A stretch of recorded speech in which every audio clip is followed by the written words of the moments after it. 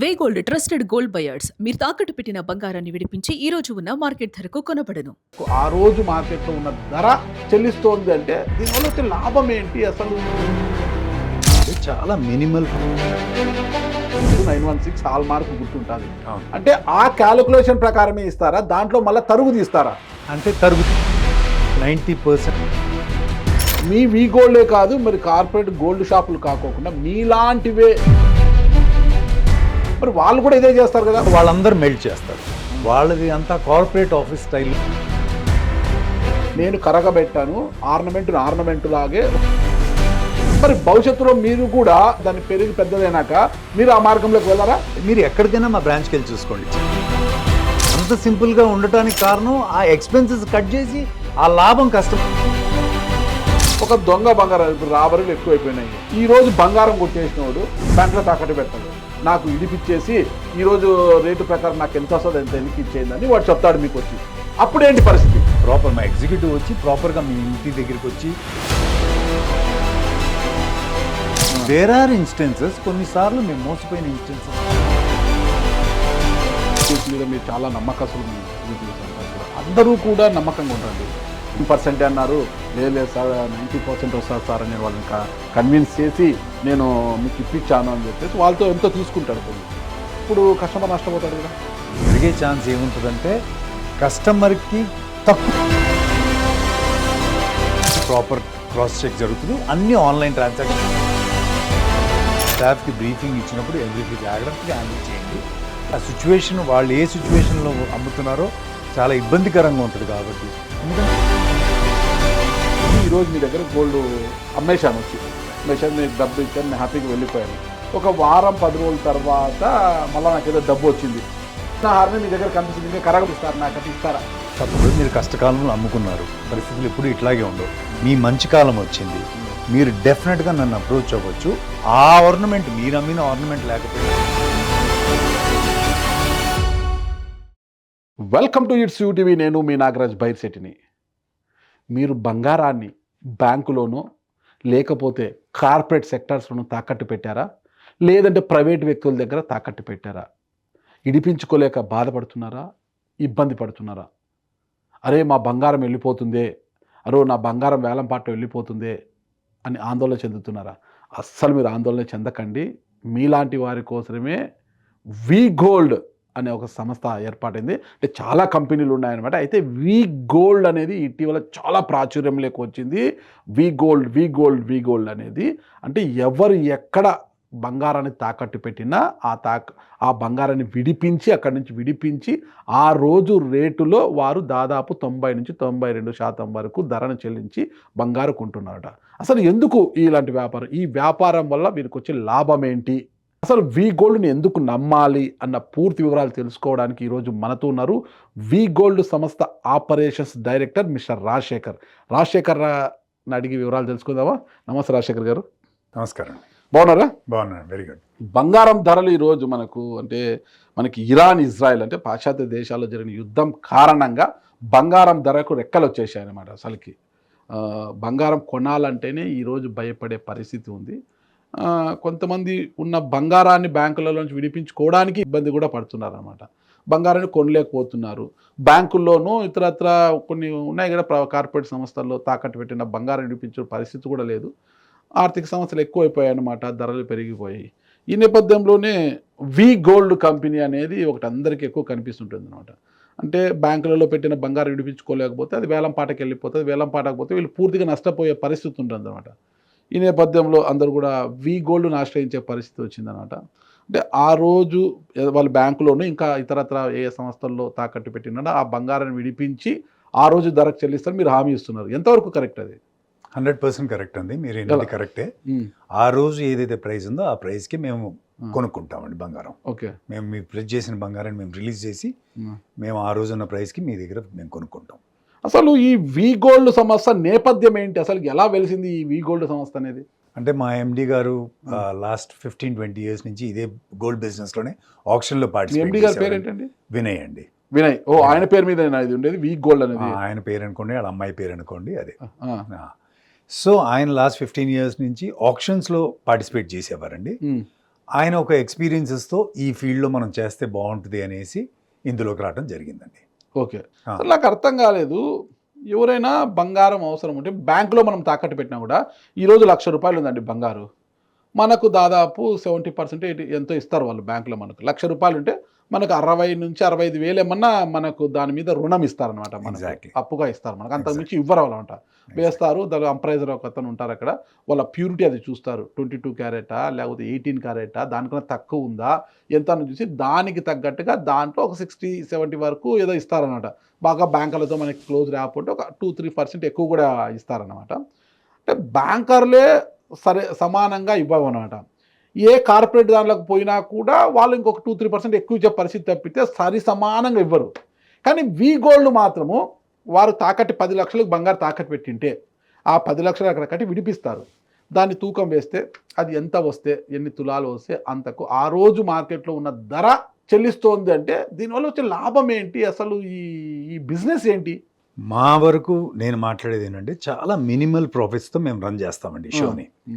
వేరే ఇదే ఫీల్డ్లో వేరే గోల్డ్ బయింగ్ కంపెనీస్కి మాకు డిఫరెన్స్ అదేనండి. మేము చాలా మినిమల్ ప్రాఫిట్స్లో దీంట్లో వర్క్ చేస్తాం. మినిమల్ ప్రాఫిట్స్ అంటే ఎంతవరకు? చాలా మినిమల్ అండి, 0.5% అంత చాలా మినిమల్ ప్రాఫిట్స్లో మేము రన్ చేస్తాం. అంత తక్కువ ప్రాఫిట్స్ ఇంత పెద్ద కంపెనీని ఎలా నడుపుతున్నారు అసలు నాకు అర్థం కదా. అంటే ఒక కస్టమర్, ఇప్పుడు మేమేమి ప్రోడక్ట్ తయారు చేయట్లేదండి. ఒక పెన్ను ఒక పెన్సిల్ కూడా మేము తయారు చేయట్లా. మీ ఆర్నమెంట్ మీ ఆభరణం మేము కొనుక్కుంటున్నాం. సో ఆబ్వియస్గా దాంట్లో చాలా మాకును వేరే వాళ్ళకి ఇప్పుడు మా ఎస్టాబ్లిష్మెంట్స్ మా బ్రాంచెస్ చూసారనుకోండి, చాలా అంటే ఒక ఎగ్జాంపుల్గా చెప్తున్నాను నేను. మాది ఒక బడ్డీ కొట్టు, పాత రోజుల్లో కిరాణా కొట్టు ఎట్లా ఉంటుందండి అట్లా మేము రన్ చేస్తాం. చాలా చిన్న స్క్వేర్ ఫీట్లో ఒక ఎంప్లాయీ, చాలా సింపుల్గా ఉంటుంది మాది. వేరే మీరు మా గోల్డ్ బయింగ్ వేరే కంపెనీస్ని చూసారంటే చాలా లార్జ్ స్కేల్లో, అంటే ఒక ఎగ్జాంపుల్ చెప్పాలంటే ఈరోజు సూపర్ మార్కెట్స్ లాగా అంతంత లార్జ్ స్కేల్లో చేశారు వాళ్ళు. మేము చేసేది మినిమల్ ప్రాఫిట్స్. వాళ్ళు ఇప్పుడు అంత పెద్దగా పెట్టిన తర్వాత ఆబ్వియస్గా వాళ్ళ మార్జిన్స్ కూడా ఎక్కువ కావాలి వాళ్ళకి, వాళ్ళు రన్ చేసుకోవడానికి. ఎందుకంటే వాళ్ళ ఎక్స్పెన్సెస్ ఎక్కువ. మేము చాలా మినిమల్గా, బేసికల్గా customer is the top priority అండి. Customer satisfaction is the top most ప్రయారిటీలో మేము రన్ చేస్తాం. సో మా మార్జిన్స్ మేము రన్ చేయడానికి చాలా, మా ఓవర్ హెడ్స్ చాలా తక్కువ ఉంటాయి. సో మా మార్జిన్స్ చాలా తక్కువ దీంట్లో మేము రన్ చేస్తున్నాం. మీరు ఆ రోజు 10 తులాలు బంగారు ఉందనుకోండి, 1,50,000 ఉంటే, ఒకవేళ 1,00,000 అంటే 10 తులాలు అంటే 15 లక్షలు అనుకోండి, అంతే కదా? అంతే, 15 లక్షల రూపాయలు అవుతుంది. సేమ్ అటు కాస్ట్ కొంటారు, మళ్ళీ దాంట్లో తరుగు కూడా మైనస్ చేస్తారు మీరు. అంటే కాస్ట్ ఇవ్వమండి, ఎందుకంటే ఒక పర్సంటేజ్ ప్యూరిటీని బట్టి ఒక పర్సంటేజ్ ఇస్తారు. సరే, 22 క్యారెట్స్కి 916 ఉంటుందండి, హాల్ మార్క్ 916 ఉంటుంది. ఇంకా అది ప్యూరిటీ నో డౌట్. 916 అంటే అది purity 22 carat gold 916 hall mark గుర్తుంటుంది. అంటే ఆ క్యాలిక్యులేషన్ ప్రకారమే ఇస్తారా, దాంట్లో మళ్ళీ తరుగు తీస్తారా? దాంట్లో స్టోన్స్ అట్లాంటివి ఏమైనా ఉంటే అవి తీసేసి ప్లెయిన్ బంగారు ఉంది, ప్లెయిన్ బంగారం ఉంటే 90% 93% అంత ఇస్తామండి మేము. మరి ఆ రోజు ధరకు మీకు చెల్లించి కొనబడును అంటున్నారు కదా. ఆ రోజు ధర అంటే 1,50,000 ఉంది ఈ రోజు ధర. ఆ రోజు నా బంగారం ధర 1,50,000 నాకు ఇవ్వాలి, ఎట్లా మళ్ళా? అంటే తరుగు తీసేస్తామండి, అదే 90% 93% దాకా ఇస్తాం మేము. అది మెన్షన్ చేయట్లేదు కదా మీరు? చెప్తామండి, కస్టమర్కి వచ్చినప్పుడు ఆర్నమెంట్ వచ్చినప్పుడు చెప్తాం. అంటే మీ పబ్లిసిటీలో అది చెప్పట్లేదు కదా? చెప్తామండి, అంటే పబ్లిసిటీలో ఈ పార్ట్ చెప్పాము. మీ ప్యూరిటీని బట్టి కదా డిసైడ్ చేసేది మేము. సో మీరు ఏం ప్యూరిటీ ఉంటుందో గోల్డ్ దానికి అంత ఒక పర్సంటేజ్ ఉంటుంది అన్నిటికీ. మీ ప్యూరిటీని బట్టి ఆ పర్సంటేజ్ ఇచ్చేస్తాం మేము. అది మీరే ఎందుకు చేయాలి? ఎవరితోనో అప్పు తీసుకొని వచ్చి మేము విడిపించుకొని కూడా అది నగల షాపులోకి వెళ్ళి, నగల షాపులు పెద్ద పెద్ద ఉన్నాయి కదా కార్పొరేట్ షాపులు, వాటి దగ్గరికి వెళ్ళిన వాళ్ళు అదే చేస్తారు కదా. ఆ రోజు ధరకు తీసుకుంటారు, తరుగు అది తీసేసి కరగబెడతారు. కరగబెట్టిన తర్వాత దాంట్లో అదంతా పోయిన తర్వాత ఎంత వెయిట్ వస్తుందో దాని ప్రకారం మాకు డబ్బు చెల్లిస్తారు. అలాంటప్పుడు వి గోల్డ్కి నేను ఎందుకు రావాలి? అదే మీరు ఇప్పుడు చెప్పారు చూడండి పాయింట్, అసలు మేము తరగబెట్టాం. మీ ఆభరణం, మీ ఆర్నమెంట్ ఏదైతే ఉందో చూడండి, ఆర్నమెంట్కి ఒక ఎస్టిమేట్ వేసి చెప్తాం మీకు ఇంత వస్తుంది మీకు అనేసి. మాకును వేరే వాళ్ళకి వ్యత్యాసం ఏంటంటే గోల్డ్ బయింగ్ కంపెనీస్లో వాళ్ళు దాన్ని తరగబెడతారు. ఫస్ట్ ఒక కొటేషన్, ఒక ఎస్టిమేషన్ ఇస్తారు మీకు. హీట్ లో కరగబెట్టి దాన్ని అదొక ముద్ద అవుతుంది అనమాట. దాని ప్రకారం ఫస్ట్ వెయిట్ వేస్తారు. అవును, వెయిట్ వేసి ఇంత ఉంది అంటారు అనమాట. అవును, దానికి అటు దాంట్లో డస్ట్ కానీ ఏదైనా పెరిగిపోయి ఉంటుంది, ఒక చైన్ ఏదైనా ఉంటుంది అనమాట. అదంతా వెళ్ళిన తర్వాత 2 మిల్లీ అటు ఇటు రావచ్చు అనేది ఒక ఎస్టిమేషన్ అనమాట. ఆ వెయిట్ వేసి ఒక పేపర్ ఇస్తాడు. తర్వాత దాన్ని వాటికి పంపిస్తేనే కంసాల దగ్గర అతను కరగబెట్టి దాన్ని అంత హీట్లో కరగబెట్టి ముద్ద చేసి మళ్ళీ వెయిట్ వేస్తాడు. అంటే ఇటు తేడా వస్తుంది, దానికి అసలు ధర ఇస్తాడు అనమాట. అదే నాకును వేరే గోల్డ్ బయింగ్ కంపెనీస్కి ఇదేనండి మేజర్ డిఫరెన్స్. మీ ఆర్నమెంట్ నా దగ్గర తెచ్చారా, నేను ఒక ప్రైజ్ ఇచ్చానా మీకు, ఆ ప్రైజ్ మీరు అమ్మేటప్పుడు మీరు నలుగురిని ఎట్లాగో ఎంక్వైరీ చేస్తారు కదండి. వేరే వాళ్ళకి నాకు డిఫరెన్స్ ఏంటంటే వాళ్ళు దాన్ని తరగబెట్టి దానికి తగ్గిపోయింది, మీ ప్యూరిటీ తగ్గింది అని చెప్పి మీ దగ్గర చాయిస్ లేదు. ఇక నా దగ్గర అది జరగదు. మీ ఆర్నమెంట్ని ఒక ప్రైస్ కోట్ చేసిన తర్వాత అది లాభమో నష్టమో దానికి ఫిక్స్ అయిపోతాను అంతే. ఇక మీరే భరించుకుంటారు. ఇక దానికి ఆ మాటకి తిరుగులేదు ఇక నాకు. ఓకే. సో దానికి నాకును వేరే వాళ్ళకి ఇది మేజర్ డిఫరెన్స్. వాళ్ళు కరగబెట్టి ఆ ప్యూరిటీ తగ్గిపోయి మీరు కరగబెట్టేస్తారు బంగారం, మీరు ఏం చేసుకుంటారు ఇక. అంతే. నా దగ్గర మీ ఆర్నమెంట్ చెప్పి ఈ ఆర్నమెంట్కి ఏదైతే ఎస్టిమేట్ ఇచ్చానో దానికి ఫిక్స్ అయిపోతాను. అది లాభమైనా నష్టమైనా ఇది నేను భరించటమే. ఒక 916 హాల్ మార్క్ గుర్తున్న గోల్డ్కి మినిమం మీరు ఎంత ప్రైస్ కోట్ చేస్తారు? ఆ రోజు ఎగ్జిస్టింగ్ ఏ ప్రైస్ ఉందో ఆ ప్రైస్కి ఇచ్చేస్తాం. 90% దాకా షేర్ మేము ఆ రోజు 1,50,000 ఉంటే ఆ 1,50,000కు 90% డబ్బులు ఇస్తారు మీరు. ఎగ్జాక్ట్లీ. అంటే 10% వాళ్ళు తరుగు కావచ్చు, ఇంకా ఏదైనా ఖర్చులు కావచ్చు, దాన్ని కోల్పోవాల్సి వస్తుంది. అంతే. ప్రతి ఒక్కరు వి గోల్డ్ని ఎందుకు రావాలి? చాలా సంస్థలు ఉన్నాయి కదా, ఎవరి దగ్గరికి వెళ్ళినా ఇది వస్తుంది అనుకోవచ్చు. మరి వి గోల్డ్ దగ్గరికే రావాలి అంటే మీరు ఇష్టే బెస్ట్ ఆఫర్ ఏంటి? నేను మీకు ఆల్రెడీ ఇది చెప్పాను, మళ్ళీ చెప్తున్నాను ఇదే. నేను మీ ఆర్నమెంట్ని ఆర్నమెంట్గానే కొంటాను. నేను మీ వి గోల్డే కాదు, మరి కార్పొరేట్ గోల్డ్ షాపులు కాకోకుండా మీలాంటివే ఆ బంగారం తాకట్టులో ఉన్న బంగారాన్ని విడిపించి ఆ రోజు ఉన్న ధరకే కొనబడును అనే కంపెనీలు చాలా ఉన్నాయి మార్కెట్లో. అవును. మరి వాళ్ళు కూడా ఇదే చేస్తారు కదా, వాళ్ళు ఇది చేయరా?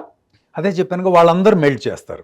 వాళ్ళు కూడా మెల్ట్ చేస్తారా? అందరు మెల్ట్ చేస్తారు వాళ్ళందరూ. ఇప్పుడు మిగతా గోల్డ్ గైయింగ్ కంపెనీస్ అని మెజారిటీ ఆఫ్ ది కంపెనీస్ నాకు తెలిసిన నా అనుభవం ప్రకారం వాళ్ళందరూ మెల్ట్ చేస్తారు. నేను మళ్ళీ చెప్పాను, నేను చాలా మినిమల్ ప్రాఫిట్స్తో రన్ చేస్తాను. వాళ్ళది అంతా కార్పొరేట్ ఆఫీస్ స్టైల్లో. ఇప్పుడు వాళ్ళ ఖర్చు, వాళ్ళ ఎక్స్పెన్సెస్ వాళ్ళ లాభం ఎక్కడి నుంచి వస్తుందండి? ఇందులో నేనేం ప్రోడక్ట్ తయారు చేయట్లేదుగా. వాళ్ళకి లాభం ఎట్లా వస్తుంది? మీ యొక్క ఆభరణాన్ని కొనేగా లాభం వచ్చేది. సో వాళ్ళు ఒక కార్పొరేట్ స్టైల్లో రన్ చేస్తున్నారు, నేను ఒక కియాస్క్ చిన్నగా నేను రన్ చేస్తున్నాను. నా మార్జిన్స్ చాలా మినిమల్. నేను కస్టమర్నే టాప్ ప్రయారిటీ కింద, టాప్ కస్టమర్దే నాది. ఇప్పుడు నేను మళ్ళీ చెప్తున్నాను, ఒక ప్రోడక్ట్ తయారు చేయట్లేదు. నా కంపెనీ గ్రోత్ కారణం ఏంటండి? నా కంపెనీ గ్రోత్ కారణం కస్టమర్ యొక్క సాటిస్ఫాక్షన్, కస్టమర్ యొక్క నమ్మకము. ఎగ్జాక్ట్లీ.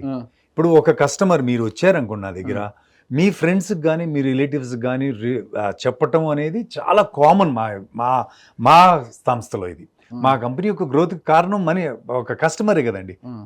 సో తన ఇన్ని రివ్యూస్ ఏదైనా మీరు చెక్ చేసుకోండి, అన్ని జెన్యూన్గా ఉంటాయి మా కంపెనీ వరకు. అంటే రమారమి నెలకు ఎంత గోల్డ్ మీరు బై చేస్తుంటారు అసలు?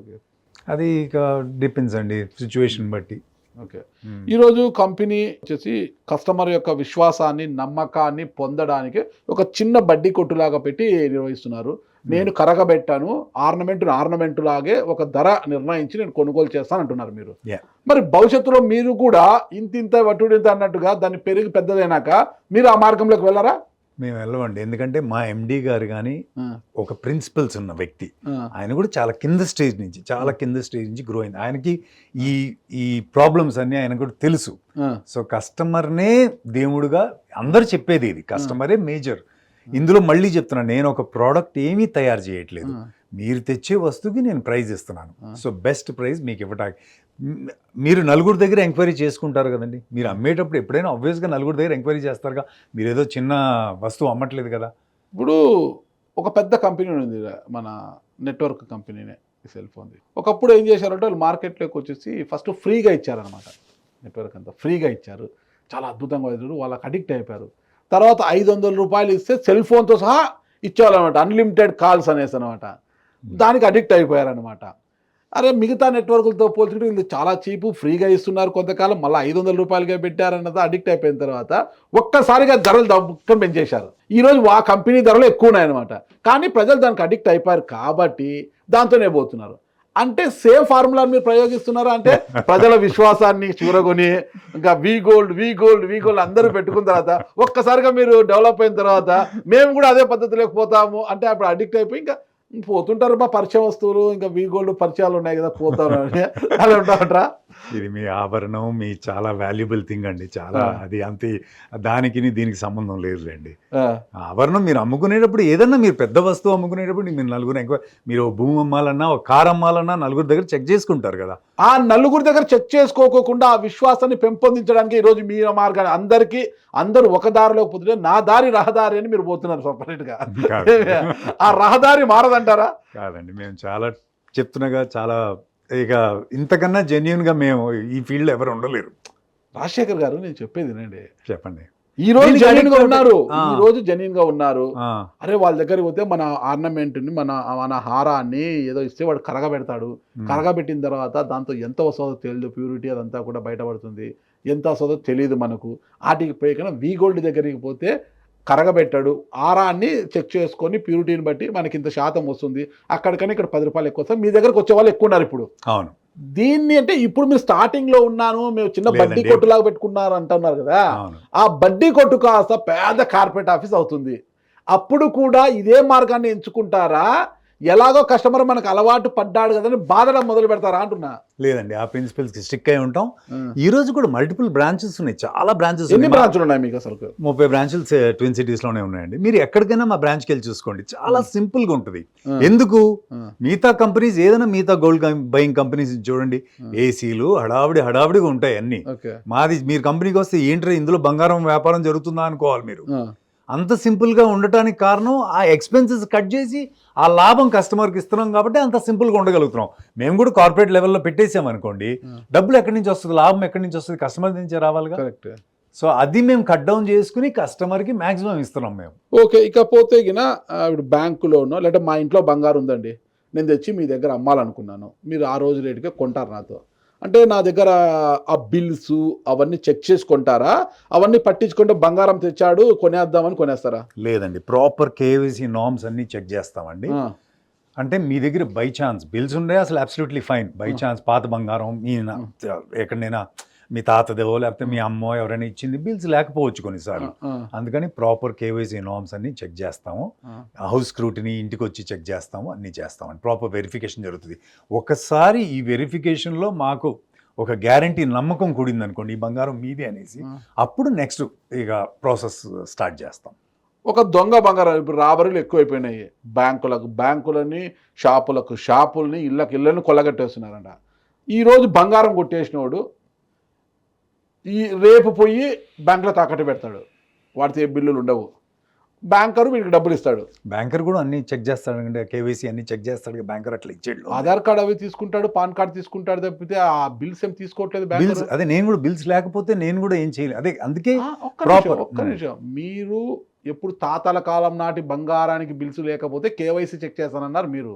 ఈ రోజు కూడా అది వేరు ఇది వేరు. బ్యాంకులో తాకట్టు పెట్టినప్పుడు ఏం దొంగకు ఆధార్ కార్డు పాన్ కార్డు ఉంటుంది, వాడు బ్యాంకులో పెడతాడు, దానికి బిల్స్ ఉండవు, బ్యాంకర్ వాడికి డబ్బులు ఇచ్చేస్తాడు. ఎప్పుడు అది కేసు తేలే లోపల ఇదవుతుంది. అప్పుడు కేసు అయింది, అది కొద్ది హడావిడి ఉన్నప్పుడు వీడు బ్యాంకులో ఉన్న బంగారాన్ని తీసుకుని, అంటే ఇంత నేను బంగారాన్ని తాకట్టు పెట్టానండి ఈ బ్యాంకులో, నాకు ఇడిపిచ్చేసి ఓకేనా, ఈరోజు రేటు ప్రకారం నాకు ఎంత వస్తుంది ఎంత ఎన్నికి ఇచ్చేయిందని వాడు చెప్తాడు మీకు వచ్చి. అప్పుడేంటి పరిస్థితి? అదే మేము మొత్తం స్క్రూటినీ చేస్తామండి. ఎలా చేస్తారు? ప్రాపర్ మా ఎగ్జిక్యూటివ్ వచ్చి ప్రాపర్ గా మీ ఇంటి దగ్గరికి వచ్చి మీ ఇంటి మీ లొకేషన్, మీ ఇల్లు ఒక scrutiny, KYC, know your customer, అన్ని డీటెయిల్స్, మీ పాన్, మీ ఆధారు అన్ని తీసుకుంటాము. మాక్సిమం స్క్రూటినీ జరుగుతుంది. దేర్ ఆర్ ఇన్స్టెన్సెస్, కొన్నిసార్లు మేము మోసపోయిన ఇన్స్టెన్సెస్ కూడా ఉన్నాయి, బట్ ప్రాపర్ స్క్రూటినీ అయితే 100% చేస్తాం మేము. ఎలాంటి మోసాలు జరిగాయి, మోసపోయిన ఇన్సిడెంట్స్ అంటే ఎలా జరిగాయి మీకు? అదే ఒక ఫ్యామిలీ లాగా wife and husband with all the documents అందరూ వచ్చి అమ్మినప్పుడు అది దొంగ బంగారం కింద మాకు తెలియ మేము ఇబ్బంది పడ్డాం. చాలా రేర్ ఇన్సిడెంట్. అదే ప్రాపర్ స్క్రూటినీ చేస్తాం. వాళ్ళు కూడా తెలివి మీరిపోతే ఎప్పుడైనా మేము అట్లా ఛాన్స్ ఉంటుంది. ఇది సరే, మీరు డైరెక్టర్గా ఉన్నారు దీంట్లో, ఈ కంపెనీలోకి డైరెక్టర్గా ఎందుకు వచ్చారు మీరు, అంటే ఏం చెప్తారు అసలుకి? ఆయన కొద్దిగా నాకు 15 ఏళ్ళ నుంచి పరిచయం అండి. ఆ మనిషి చాలా, I like him so much. Is a great gentleman, proper human being, అన్ని వాల్యూస్ ఉన్న మనిషి అండి. సో ఐ గాట్ మార్జినల్ పెట్టుకుంటాం, మార్జిన్ చాలా తక్కువ అంటున్నారు కదా, తక్కువ మార్జిన్ తీసుకొచ్చి ఈ వ్యవహారము, ఈ అడ్మినిస్ట్రేషను, స్టాఫ్ శాలరీస్, 30 బ్రాంచ్లు అంటున్నారు కదా, ఎలా మెయింటైన్ చేయాల్సి వస్తుంది సార్? అదే ఆ నామినల్ బ్రాంచ్ ప్రాఫిట్స్ తోనే రన్ చేస్తున్నాం షోని. ఓకే, అందుకే చెప్పాను కదా, చాలా మా బ్రాంచెస్ మీరు ఎప్పుడైనా వస్తే ఇందులో ఒక 20-30 లక్షలు బంగారం అమ్ముడు కొంటారు జరుగుతుందంటే మీకు నమ్మకం కూడా కుదరదు. అట్లా ఉంటాయి, అంత సింపుల్గా ఉంటాయి. మీ హెడ్ ఆఫీస్ ఎక్కడ ఉంటుంది? ఖైరతాబాద్లో ఉందండి మా హెడ్ ఆఫీస్. ఖైరతాబాద్. ఇప్పటికీ ఒక్క ఆంధ్రప్రదేశ్లో కూడా ఉన్నాయి మీ బ్రాంచ్లు, ఒక తెలంగాణకే పరిమితమైనారా? అంటే మా ఆంధ్రప్రదేశ్లో కూడా ఉన్నాయండి, చిత్తూరులో, రాజమండ్రిలో ఉన్నాయి. మా ఎగ్జిక్యూటివ్ని మీరు అప్రోచ్ అయితే మా ఎగ్జిక్యూటివ్ ఎక్కడికైనా మీ దగ్గరికి అప్రోచ్ అవుతాడు. కావాలంటే హోమ్ సర్వీస్ కూడా చేస్తాడు మీకు. ఓకే, అంటే ఒక నంబర్ ఏదైనా ఉంటుందో మల్టిపుల్ నెంబర్స్ ఉన్నాయండి. ఎగ్జిక్యూటివ్ వస్తాడన్నమాట. వస్తాడు. సరే, ఎగ్జిక్యూటివ్ వచ్చి నన్ను అప్రోచ్ అయిన తర్వాత ఎగ్జిక్యూటివే బంగారం ప్యూరిటీ అంతా చూస్తాడా, లేదంటే కాంప్రైజర్ కానీ ఎవరైనా వస్తారంటారు మీ దగ్గర? మా దగ్గర ఎక్స్పర్ట్ ఒకటేమో జర్మన్ టెక్నాలజీ XRF మెషిన్స్ ఉన్నాయండి, దాని ద్వారా మీ యొక్క ప్యూరిటీని చెక్ చేస్తాం. మా స్టాఫ్ ఎంత ఎక్స్పర్టీస్ పొందిందంటే చూడంగానే బంగారాన్ని ఆల్మోస్ట్గా చెప్పగలుగుతారు. ఆ క్వాలిటీ ఆఫ్ ప్యూరిటీ అంత ఎక్స్పర్టీస్ ఉంది మా స్టాఫ్. మీ దగ్గర ఉన్న వాళ్ళంతా కూడా నిష్ణాతులైన, అంటే ఈ బంగారము నాణ్యతకు సంబంధించి కొన్ని కోర్సెస్ ఉంటాయన్నమాట. ఇదంతా కూడా ప్రాపర్ ఎక్స్పీరియన్స్ వచ్చేసిందండి. కోర్సెస్ చేసారని అన్ను, బట్ ప్రాపర్ విత్ ఎక్స్పీరియన్స్ ప్రాపర్గా చాలా వరకు ఐడెంటిఫికేషన్ జరిగిపోతుంది. ఫస్ట్ ఎగ్జిక్యూటివ్ వెళ్తాడు. ఎగ్జిక్యూటివ్ అంటే మీరు ఒకవేళ నా బ్రాంచ్కి అప్రోచ్ అవ్వకపోతే మా ఎగ్జిక్యూటివ్ మీ దగ్గరికి అప్రోచ్ అవుతారు. ఎగ్జిక్యూటివ్కి ఫోన్ చేసి ఎగ్జిక్యూటివ్ వచ్చిన తర్వాత ఎంత బంగారం ఉంది ఏంటి అన్న తర్వాత ప్రాసెస్ ఏంటి? మీది ఒకవేళ ప్లెడ్జ్డ్ ఉంటే ఆ ప్లెడ్జ్ కాపీతోనే మేము ఒక జడ్జ్మెంట్కి వచ్చేస్తామండి. ఇమాజిన్ మీది ఒక ముత్తూట్లోనో ఫర్ ఎగ్జాంపుల్ ఏదైనా కార్పొరేట్ ఆఫీస్లో కానీ ఏదైనా బ్యాంక్లో కానీ ప్లెడ్జ్డ్ ఉందంటే ఆ ప్లెడ్జ్ కాపీతోనే మాకు ఒక ఐడియా వచ్చేస్తుంది. ఒక ఐడియా వచ్చిన తర్వాత మీకు మేము ఒక ఎస్టిమేట్ ఇస్తాం, మీ ప్రోడక్ట్కి ఇంత వస్తుంది అనేసి. మీరు if you are satisfied then the process starts. అంటే ఎగ్జిక్యూటివ్ ఇదంతా కూడా ప్రాసెస్ చేస్తాడా? ఎగ్జిక్యూటివ్ తీసుకొచ్చిన తర్వాత దీని ప్రాసెస్కి వేరే వాళ్ళు ఉంటారా? ఎగ్జిక్యూటివ్ చేస్తాడండి. ఎగ్జిక్యూటివ్ ఎక్స్పీరియన్స్డ్ ఇనఫ్, తను చేయగలుగుతాడు ఇవన్నీ. అదే ప్రాపర్ హౌస్ వెరిఫికేషను, స్క్రూట్నీ, దానికి విలువ కట్టేది ఎవరు? ఎగ్జిక్యూటివ్ కూడా అదే, వాళ్ళు కూడా ఎక్స్పర్టీజే వాళ్ళు చేసే. ఎగ్జిక్యూటివ్ ఆ కస్టమర్తో కొల్లుడు అవుతాడు. సరే, దీనికి ఇంత వస్తుంది, నేను ఇంత ఇప్పిస్తాను, దీంట్లో నాకు కొంత ఇవ్వు అని కొల్లుడు అవుతాడు. అప్పుడు కంపెనీ నష్టపోదా? లేదు, మేము కూడా దాన్ని చూస్తాం కదండి. మేము కూడా అంటే మాకు ఎగ్జిక్యూటివ్ నాకు ఆ ప్లెడ్జ్ కాపీస్ అవన్నీ మాకు పంపిస్తాడు, నేను వినయ్కి మా బాస్ గారికి పంపిస్తాను, ఇట్లా జరుగుతుంది. అది ఒకవేళ ఎగ్జిక్యూటివ్ తక్కువ ఇచ్చినా కూడా కాదు కదా దీనికి ఇంత ఇవ్వచ్చని పెరిగిన దాఖలాలు ఏమైనా ఉన్నాయా? చాలా ఉన్నాయండి, చాలా ఇన్స్టెన్సెస్ ఉన్నాయి. ఉన్నాయి. ఒకవేళ ఎగ్జిక్యూటివ్ వాళ్ళతో కొల్లుడు అయిపోయి వాళ్ళతో కలిసిపోయి ఎక్కువ ఇవ్వాలనుకున్నప్పుడు లేదు ఇంత ధర రాదని తక్కువ చేసే అవకాశాలు ఉంటాయా? 2 ఇన్స్టెన్సెస్ ఉంటాయండి, 100% 2 ఉంటాయి. ఫైనల్ కాల్ నేను కానీ వినయ్ కానీ తీసుకుంటామండి. ఫైనల్ కాల్ ఆ ప్లెడ్జ్ కాపీస్ అన్ని మాకు పంపించిన తర్వాత నేను కానీ వినయ్ కానీ ఫైనల్ కాల్ తీసుకుంటాం. ఓకే, మెయిన్గా మిమ్మల్ని సంప్రదించాలంటే ఏం చేయాలి? కాంటాక్ట్ నెంబర్స్ స్క్రోల్ అవుతాయండి కింద. కాంటాక్ట్ నెంబర్స్లో మీరు ఇమీడియట్గా కాంటాక్ట్ చేయొచ్చు. ఓకే, 1-2 నంబర్లు స్క్రోల్ అవుతుంటాయి. మల్టిపుల్ నెంబర్స్ ఉన్నాయండి, మల్టిపుల్ 30 బ్రాంచ్లు అంటున్నారు. మన బ్రాంచ్కి ఒక ఎగ్జిక్యూటివ్ ఉంటారు. అవును, మరి ఎలా 1-2 సంప్రదిస్తే కాల్ సెంటర్ లాగా ఆన్సర్ చేసే ఆ 3-4 నెంబర్స్ ఏ ఉన్నాయో వాటికి అన్నిటికీ మీరు కాంటాక్ట్ చేయొచ్చండి. మరొక విషయము, ఇప్పుడు మీరు చెప్పారు రాజశేఖర్ గారు, నేను వచ్చి ఈరోజు మీ దగ్గర గోల్డ్ అమ్మేశాను, మీకు డబ్బు ఇచ్చాను, నేను హ్యాపీగా వెళ్ళిపోయాను. ఒక వారం 10 రోజుల తర్వాత మళ్ళీ నాకు ఏదో డబ్బు వచ్చింది. మీ దగ్గర వచ్చినప్పుడు ఒకరిద్దరి ద్వారా నేను తెలుసుకున్నాను అనుకోవచ్చు. మళ్ళీ ఎవరన్నా, ఎందుకంటే నాలాంటి వాళ్ళు చాలామంది మీకు అమ్ముతుంటారు బంగారు, బ్యాంకుల నుంచి ఇలాంటి ఇతర కార్పొరేట్ సెక్టార్స్ నుంచి ఇలాంటి ఇంట్లో ఉన్న గోల్డ్ తెచ్చో చాలా వాళ్ళకు వచ్చిన అవసరాలు అయితే మీకు అమ్ముతుంటారు. అప్పుడు తెలుసుకున్నా, అంటే వేరే గోల్డ్ కూడా మీరు డైరెక్ట్గా వాళ్ళ దగ్గర చాలా నామినల్ మార్జిన్తో కొనుక్కోవచ్చని నేను విన్నాను అనుకోండి. అప్పుడు సరే, కొంత డబ్బు వచ్చింది కదా, వాళ్ళ దగ్గర షాపుకి పోతే కార్పొరేట్ మనకు షాపులకు పోతే చాలా ఎక్కువ ఉంటుంది, తరుగు బరుగు అనేసి నాకు గుండు కొట్టేస్తారు వీళ్ళు. వాళ్ళ దగ్గరికి పోతే నామినల్ మార్జిన్లతో వస్తుంది, అబ్బాయి ఏదో ఒకటి కొనుక్కోవచ్చు, ఏ హారం ఉంటే వస్తాను మీ దగ్గర. నేను వచ్చినప్పుడు నా కళ్ళకి నేను అమ్మిన హారమే మీ దగ్గర కనిపిస్తుంది, ఇంకా కరగబెట్టలేదు, మీరు అట్లే ఉంది. ఏమండి నా హారం ఆడే ఉంది కదా, నాకు అమ్ముతారా, అది మళ్ళీ ఎన్నికిస్తారా, నాకంటే ఇస్తారా? తప్పకుండా ఇస్తామండి. ఆ రోజు ఎగ్జిస్టింగ్ ప్రైస్ మీరు అమ్మిన రోజు కన్నా తగ్గినా పెరిగినా ఆ రోజు ఏం ప్రైస్ ఉందో దాని మీద చాలా మినిమల్ మార్జిన్స్తో తప్పకుండా మీరు మా దగ్గర కొనుక్కోవచ్చు. మళ్ళీ అంటే పెరిగింటే పెరిగిన ధర ప్రకారము, తగ్గింటే తగ్గిన ధర ప్రకారం ఆ రోజు ఉన్న ప్రైస్. ఇందులో ఇంకొక ఆప్షన్ కూడా ఏముంటుందంటే అండి, పరిస్థితులు ఎప్పుడు ఒకటేలాగా ఉండవు. ఈ రోజు మీరు కష్టకాలంలో అమ్ముకున్నారు, పరిస్థితులు ఎప్పుడు ఇట్లాగే ఉండవు. మీ మంచి కాలం వచ్చింది, మీరు డెఫినెట్గా నన్ను అప్రోచ్ అవ్వచ్చు. ఆ ఆర్నమెంట్ మీరు అమ్మిన ఆర్నమెంట్ లేకపోయినా నా దగ్గర రోజు అమ్మేవాళ్ళు ఉంటారు కాబట్టి ఏదైనా ఆర్నమెంట్ మీరు నా దగ్గరికిను కార్పొరేట్ కంపెనీస్కి డిఫరెన్స్ ఏంటంటే నా దగ్గర మేకింగ్ ఛార్జెస్ అవన్నీ ఉండవు. సో మీకు చాలా మినిమల్, దీంతో మీకు డెఫినెట్గా నా దగ్గర కొనుక్కోవడానికి కూడా మీరు అప్రోచ్ అవ్వచ్చు. నా హారము నా బంగారం కాకపోయినా వేరేది కొనాలన్నా కూడా కార్పొరేట్కి పోయే బదులు మీ దగ్గరకు వస్తే నామినల్ మల్టిపుల్ డిజైన్స్ నా దగ్గర ఉండకపోవచ్చు, బట్ నా దగ్గర మీకు కంపారిటివ్లీ చాలా డిఫరెన్స్ ఉంటుంది. మేము మేకింగ్ ఛార్జెస్ అటువంటి ఏమి ఉండవు కాబట్టి ఏ రోజైనా డెఫినెట్గా మీ టైం బాగుండాలని కోరుకుంటూ, బాగుంటుందని కూడా ఒక ఎక్స్పీరియన్స్తో చెప్తున్నా, మీరు ఎప్పుడైనా కొనుక్కోవాలంటే డెఫినెట్గా నన్ను అప్రోచ్ అవ్వచ్చు. కస్టమర్కి మీరు ఎలాంటి సందేశం సూచన ఇవ్వబోతున్నారు అసలుకి? ఈ బంగారం తాకట్టు పెట్టుకొని విడిపించుకోలేని పరిస్థితుల్లో కొట్టిమిట్టాడుతుంటారు, ఎటు పోవాలో తెలియదు. గ్రామీణ ప్రాంతాల్లో ముఖ్యంగా చాలామందికి ఇది తెలియదు అనమాట. చూడు, పట్టణ ప్రాంతాల్లో ఉన్న వారికైతే ఐడియా ఉంటుంది, కానీ గ్రామీణ ప్రాంతాల్లో ఉండే వారికి తెలియదు. అగ్రికల్చర్ లోన్స్, పాస్బుక్లు ఉండే వాళ్ళు కూడా బంగారాన్ని బ్యాంకులో తాకట్టు పెట్టి తీసుకుంటుంటారు అనమాట. మనకు పంట వస్తే కానీ విడిపించుకుంటాంలే అనేసి. అలాంటి వారికి పంట చేతికి రాక, పంట నష్టపోయి పెట్టిన బంగారాన్ని విడిపించుకోలేక, అంటే పాస్బుక్ ఉందంటే వడ్డీ తక్కువ ఉంటుంది అనమాట. అక్కడ ఐ థింక్ 60 పైసలు 70 పైసలు ఉంటుంది బ్యాంకులో. ఇక్కడ పోతే అక్కడ పాస్బుక్ ఉన్నవాడు ఎవరైనా బ్యాంకులోనే పెడతారు. మరి అలాంటి వారి పరిస్థితి అంటే వాళ్ళకి ఎలాంటి అవగాహన కల్పిస్తున్నారు? అంటే నేను ఫైనల్గా చెప్పేది ఏంటంటే, మీరు ఏ రోజైతే తాకట్టు పెడదాం అనుకుంటున్నారు బంగారాన్ని, ఫస్ట్ మీ డబ్బుకే మీరు వడ్డీ కట్టినట్టండి. ఎందుకంటే మీరు కొనుక్కున్న ఆభరణం అది, దాన్ని తీసుకెళ్ళి మీరు తాకట్టు పెట్టి మీ డబ్బుకే మీరు వడ్డీ కట్టినట్టు. ఒక షార్ట్ టైంలో, ఇమాజిన్ ఒక షార్ట్ టైంలో, ఒక 3 నెలల్లో నేను దాన్ని రిలీజ్ చేసుకుంటానని దాదాపుగా మీకు 100% కాన్ఫిడెన్స్ ఉందంటే మీరు తాకట్టు పెట్టచ్చు. దగ్గరకు వచ్చే వాళ్ళు ఇప్పుడు ఎట్లా ఉందంటే, కొంత నాలెడ్జ్ ఉండే పీపుల్ ఎలా ఉంటారంటే గూగుల్లో రివ్యూస్ అవి చూస్తారనమాట, ఏ దానికి ఎట్లా ఉన్నాయి. ఎందుకంటే వి గోల్డ్ లాంటి కంపెనీలు చాలా ఉన్నాయన్నమాట మార్కెట్లో, ఒక్కొక్కటి వచ్చేసి అనమాట. అంటే ఈ దేనికి రివ్యూస్ బాగున్నాయని చూసుకొని, ఇప్పుడు నేను అమెజాన్లోనో ఇంకొక దాంట్లోనో నేను ఆన్లైన్ షాపింగ్ చేయాలన్నా కూడా ఒక ప్రోడక్ట్ నేను కొనాలనుకున్నప్పుడు దానికి రివ్యూస్ చూస్తా, ఎంత రివ్యూస్ వచ్చాయి అంటే. ఒక షూ కొనాలనుకున్నప్పుడు ఈ షూ నాకు బాగుంది అంటే రివ్యూస్ కింద చూసి అదే ఇది మంచి రివ్యూస్ బాగుంది, దీన్ని బుక్ చేసుకోవచ్చు చేసుకుంటా. అలాగే మీ దగ్గర రావాలంటే రివ్యూస్ చూస్తుంటా. ఆ రేటింగ్లో మీరు ఏ స్థానంలో ఉన్నారంటారు? ఆ రేటింగ్లో ఏ స్థానం ఉన్నా నాకు తెలియదండి. మా బలమే ఆ రివ్యూస్ అండి. ఇప్పుడు అది కూడా కొనుగోలు అయిపోయింది అనమాట. ఆ గూగుల్కి అక్కడ కొంత పే చేస్తే రివ్యూ పాయింట్స్ కూడా పెంచుతున్నారనమాట. ఇప్పుడు పెట్టింటారు కదా, అది పెడితే గిన అక్కడ చూస్తారనమాట. కొద్దిగా హాస్టల్స్ కావచ్చు, కొన్ని ఉన్నాయన్నమాట. వాళ్ళకి కొంత డబ్బు ఇస్తే గిన మనకు రేటింగ్ ముందర పెట్టేసి ఉంటారు వాళ్ళు, కొన్ని హోటల్స్ కావచ్చు, వేటికి దానికి సంబంధించి అనమాట. అలా ఏమైనా వీగోలో ఏమైనా మెయింటైన్ చేస్తుందా? అంత ఓపిక, అంత డబ్బు రెండు నా దగ్గర లేవండి. ఆ రివ్యూస్కి ఇచ్చే డబ్బులు నేను కస్టమర్కి ఇస్తే నాకు ఆటోమేటిక్గా వాళ్ళే ఆ రివ్యూస్ ఇచ్చేస్తారు న్యాయంగా. నాకు అసలు అంత ఓపిక లేదు, అంత నాకు డబ్బు కూడా రెండు లేవు. అంత రివ్యూస్ అనేది జెన్యూన్, 100% జెన్యూన్ అండి. కస్టమర్కి చెప్పాను కదా, ఒకసారి ఒక కస్టమర్ నా దగ్గరికి వస్తే మళ్ళీ వాళ్ళ ఫ్రెండ్స్కి కానీ వాళ్ళ రిలేటివ్స్కి కానీ ఇటువంటి అవసరం వస్తే వాళ్ళు మా దగ్గరికే వస్తారండి. ఇంకొకళ్ళ దగ్గరికి వెళ్ళి మాటలు కూడా మాట్లాడరు, అంత జెన్యూన్గా ఉంటుంది మా సర్వీస్. సరే, ఇప్పుడు వి గోల్డ్ అనేది అర్బన్ ఏరియాస్కి మాత్రమే పరిమితమైందని నేను అనుకుంటున్నాను.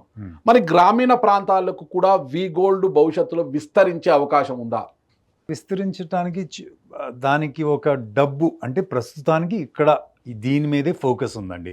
గ్రామీణ ప్రాంతాల్లోకి వెళ్తే మళ్ళీ అక్కడ వ్యాపారం కూడా అంత లెవెల్లో ఉండదు.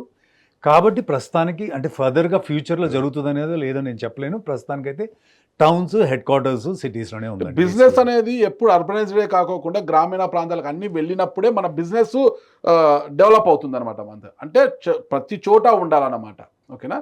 ప్రతి చోట ఉన్నప్పుడే మన బిజినెస్ డెవలప్ అవుతుందంట.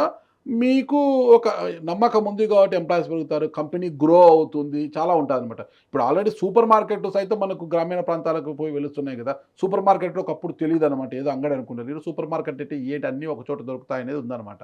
అలా భవిష్యత్తులో ఆ స్థాయికి వెళ్తారా? షూర్గా ఆలోచిస్తానండి దీని విషయం. దగ్గర ఎంప్లాయీగా చేరాలనుకుంటే అతను వస్తాడు, కొంత స్వార్థంతోనో దేనితోనో వస్తాడంట. అలాంటి వారి పట్ల ఇప్పుడు గోల్డ్ని దాన్ని ఎట్లా స్కూటీ చేస్తారో మీరు, ఆ ఎంప్లాయీస్ని కూడా ఆ తరహాలో, ఎందుకంటే ఇది బంగారంతో వ్యాపారం. అక్కడ వెళ్ళి కొల్లుడయ్యి ఇలాంటి బంగారం తీసుకొని వెళ్ళిపోవచ్చు, లేదంటే కస్టమర్తో కలిసిపోయి కంపెనీకి నష్టం తీసుకురావచ్చు, ఏమైనా జరగచ్చు అనమాట. ఇది డబ్బు బంగారు రెండు చాలా విలువ గలవది. ఒక పక్క డబ్బు అంటే సెంటిమెంటు, బంగారం అంటే సెంటిమెంటు, డబ్బు అంటే విలువ.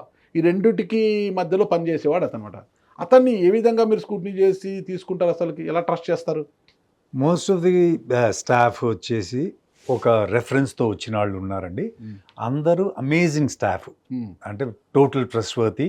ఎంతకైనా మేము ట్రస్ట్ చేసి, అంటే ఆ ప్రాపర్ స్క్రూటినీ జరిగిన తర్వాత ఆ రెఫరెన్స్తో వచ్చిన మనుషుల ద్వారా కానీ ఏదన్నా కానీ ఇప్పుడు ఆల్మోస్ట్ 10 years నుంచి ఉన్నారండి. అందరూ అమేజింగ్ స్టాఫ్, 100% ట్రస్ట్ ఉందండి నా కాళ్ళపైన. ఫర్దర్గా ఎవరైనా వచ్చినప్పుడు కూడా ప్రాపర్ స్క్రూటినీ జరుగుతుంది. ఇనిషియల్గా అంత వ్యాపారం అతనితో చేయించకపోవటం, అతని ట్రస్ట్ మా దగ్గర పొందిన తర్వాత ఇప్పుడు మీ దగ్గర ఉండే ఎగ్జిక్యూటివ్స్ కావచ్చు, ఇతర స్టాఫ్ అంతా కూడా ఖచ్చితంగా నమ్మకస్తులే అని ఎలా నమ్మాలి? ఎక్స్పీరియన్స్ మాకు తెలుస్తుంది కదండి, అట్లా వచ్చిన అనుభవంతో వచ్చిన ఆ స్టాఫ్ మా దగ్గర చేసింది. అందరూ బ్యూటిఫుల్ స్టాఫ్ అండి. ఒక 50 to 70 స్టాఫ్ దాకా ఉన్నారు మా దగ్గర. అందరు అమేజింగ్ స్టాఫ్. 70 మంది ఉంటారా? 70 మంది దాకా ఉంటారండి. 70 మంది దాకా మీ దగ్గర స్టాఫ్. అవును. ఎగ్జిక్యూటివ్స్ మీద మీరు చాలా నమ్మకస్తులు. మీ ఎగ్జిక్యూటివ్స్ అంతా కూడా అందరూ కూడా నమ్మకంగా ఉంటారండి. 100 మందిలో ఒకరో ఇద్దరో గంజాయి మొక్కలు లాంటి వాళ్ళు ఉంటారంట. తులసి వనంలో గంజాయి మొక్కలు అంటారనమాట. ఇప్పుడు నా దగ్గరికి వస్తారండి. వచ్చేసి బంగారము నేను మీకు అమ్మేయాలని చూస్తాను, లేదంటే తాకట్టులో ఉంది బంగారము మాకు ఇడిపించండి అని మాట్లాడుకుంటాను. ఎగ్జిక్యూటివ్ వచ్చి మీతో మాట్లాడతాడు అంతేసి. సరే వీళ్ళతో ఒక మార్జిన్ మాట్లాడుకుంటాడు. మీకు వచ్చి చెప్తారు మీరు ఆ డబ్బు వాళ్ళకి చెల్లిస్తారంట.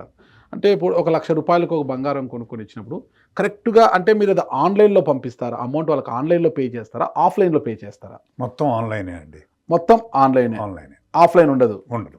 బై క్యాష్ అయితే ఇవ్వరు. ఏమి ఇవ్వరు.